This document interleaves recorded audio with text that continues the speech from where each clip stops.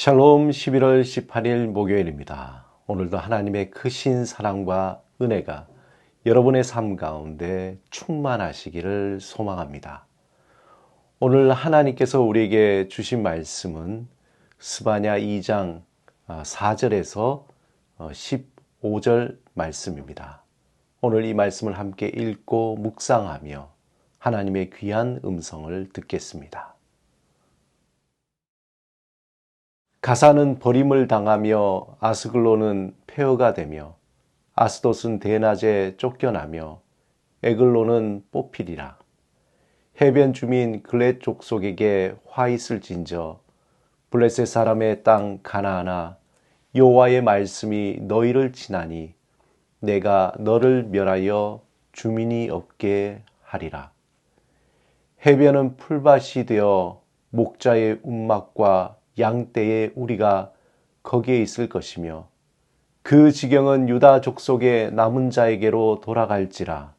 그들이 거기에서 양떼를 먹이고 저녁에는 아스글론 집들에 누우리니 이는 그들의 하나님 여호와 내가 그들을 보살피사 그들이 사로잡힘을 돌이킬 것임이라. 내가 모압의 비방과 암몬 자손이 조롱하는 말을 들었나니 그들이 내 백성을 비방하고 자기들의 경계에 대하여 교만하였느니라.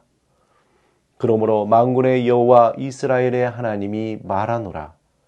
내가 나의 삶을 두고 맹세하노니 장차 모압은 소돔 같으며 암몬 자손은 고모라 같을 것이라.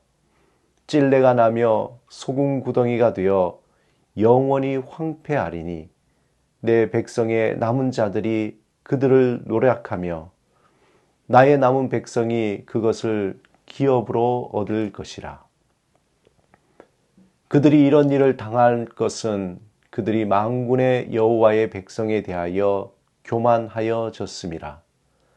여호와가 그들에게 두렵게 되어서 세상의 모든 신을 쇠약하게 하리니 이방의 모든 해변 사람들이 각각 자기 처소에서 여호와께 경배하리라. 구스 사람들아 너희도 내 칼에 죽임을 당하리라. 여호와가 북쪽을 향하여 손을 펴서 아수르를 멸하며 니누에를 황폐하게 하여 사막같이 메마르게 하리니 각종 짐승이 그 가운데 때로 누울 것이며 방아와 고순도치가 그 기둥 꼭대기에 깃들이고 그것들이 창에서 울 것이며 문턱이 적막하리니 백향목으로 지은 것이 벗겨졌음이라.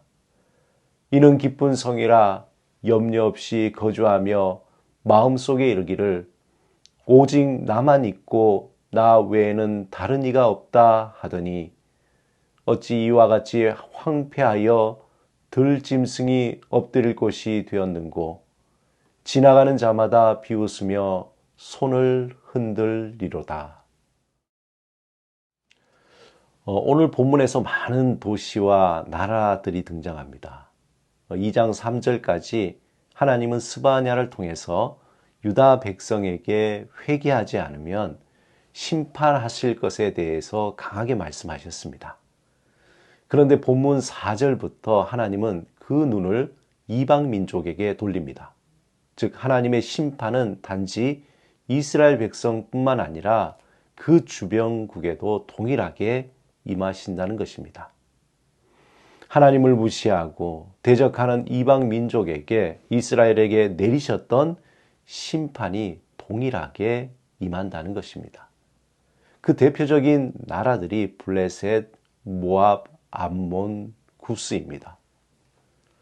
먼저 본문 4절에서 7절에 보면은 블레셋에 대한 하나님의 심판의 메시지입니다. 성경에 등장하는 수많은 민족 중에서 가장 호전적이라고 기억되는 민족이 바로 블레셋 족속입니다. 블레셋 사람들이 어디서 왔는지에 대해서는 사실 아직까지 상세히 밝혀져 있지 않습니다. 블레셋 사람들은 옥과 또 무기와 말과 체제가 가나안 사람들이나 이스라엘 사람들과는 전혀 달랐습니다. 이스라엘은 오랫동안 이 블레셋에 의해서 그 힘에 시달려 왔습니다. 또 이들은 일종의 도시 동맹을 맺어서 나중에 이른바 펜타폴리스, 다섯 성읍이라 불렸는데, 오늘 성경 본문에 나오는 가사와 아스돗과 아스글론과 에글론과 그리고 본문에 나오지 않는 가드와 함께 다섯 성읍이었습니다. 오늘 본문에서 이스라엘을 괴롭히는 블레셋을 하나님이 치신다고 말씀하십니다. 본문 5절에 블레셋 사람의 땅 가나안아, 여호와의 말씀이 너를 치나니 내가 너를 멸하여 주민이 없게 하리라. 그리고 그들의 땅에 유다 족속의 남은 자들에게 돌아갈 것이라고 예언합니다. 이제 하나님의 시선은 블레셋을 떠나 모압과 암몬을 향합니다. 또한 남쪽으로는 구스와 북쪽으로는 아수르도 심판하신다고 말씀합니다. 모압과 암몬, 이 두 나라는 마치 소돔과 고모라와 같이 소금 구덩이가 되어서 영원히 황폐할 것이라고 예언합니다. 또 아수르는 사막과 같이 메마르겠다고 말씀합니다. 그런데 하나님이 이처럼 이스라엘을 둘러싼 이방 민족들을 심판하시는 그 이유에 대해서 본문 10절에서 15절에 구체적으로 밝히고 있습니다. 10절에 보면은 그들이 이런 일을 당할 것은 그들이 만군의 여호와의 백성에 대하여 교만하여 졌습니다. 또 15절에 보면 이는 기쁜 성이라 염려 없이 거주하며 마음속에 이르기를 오직 나만 있고 나 외에 다른 이가 없다 하더니, 이방 민족들이 하나님의 심판을 받게 되는 가장 큰 이유는 교만이었습니다. 그들만이 최고로 알고 하나님을 무시하고 하나님의 백성을 괴롭히고 비방하고 황폐하게 만들었기 때문입니다. 오늘 본문에서 하나님의 뜻을 떠난 이스라엘 백성이든지 또 하나님을 무시하고 하나님의 백성을 황폐하게 하는 이방 민족들이든지 다 하나님의 심판을 받게 되는 주된 이유는 교만이라는 것입니다. 본문 11절에 여호와가 그들에게 두렵게 되어서 세상의 모든 신을 쇠약하게 하리니 이방의 모든 해변 사람들이 각각 자기 처소에서 여호와께 경배하리라 라고 예언하십니다.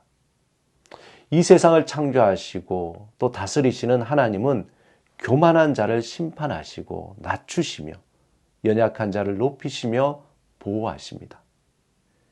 타인을 고통에 빠뜨리고 자신의 유익을 위해서 억압하는 자를 하나님은 심판하신다는 것입니다. 우리가 예수 그리스도 안에서 하나님의 백성이 된다는 것은 하나님이 이 세상을 사랑으로 다스리시고 또 보호하시고 또 성실과 겸손으로 섬기시는 것처럼 그렇게 살아간다는 것입니다. 하나님의 독생자이신 예수 그리스도를 통해서 친히 그의 삶을 통해서 하나님의 백성이 어떻게 살아야 되는지를 잘 보여주셨습니다. 사랑하는 여러분, 하나님은 교만한 자에게 분노하십니다. 하지만 하나님은 겸손과 성실한 자를 보호하십니다. 하나님을 진실로 경배하는 자의 참된 모습은 그의 삶의 자리에서 나타납니다. 구체적으로 다른 사람을 어떻게 대하는지 그 모습에서 하나님을 어떻게 예배하는지 알 수 있습니다. 바울은 우리에게 하나님의 마음을 품은 자로 또 어떠한 모습으로 살아야 되는지 권면하고 있습니다. 빌립보서 2장 3절에서 4절에 아무 일에든지 다툼이나 허용으로 하지 말고 오직 겸손한 마음으로 각각 자기보다 남을 낮게 여기고 각각 자기를 돌볼 뿐더러 또한 각각 다른 사람들의 일을 돌아보아 나의 기쁨을 충만하게 하라. 오늘도 하나님을 경배하는 하나님의 백성답게 다른 일을 나보다 낮게 여기며 겸손한 마음으로 살아가시는 여러분의 삶이 되시기를 주님의 이름으로 축원합니다. 오늘의 삶을 주신 하나님께 감사하며 하나님의 백성답게 살아가기를 위해 기도하겠습니다. 주님, 예수 그리스도의 마음을 품고 교만하지 않고 겸손함으로 남을 나보다 낮게 여기며 다른 이들을 돌보는 삶을 살게 하소서. 성령을 의지하여 온전히 주의 백성답게 살아가게 하소서. 예수 그리스도 이름으로 기도드립니다. 아멘.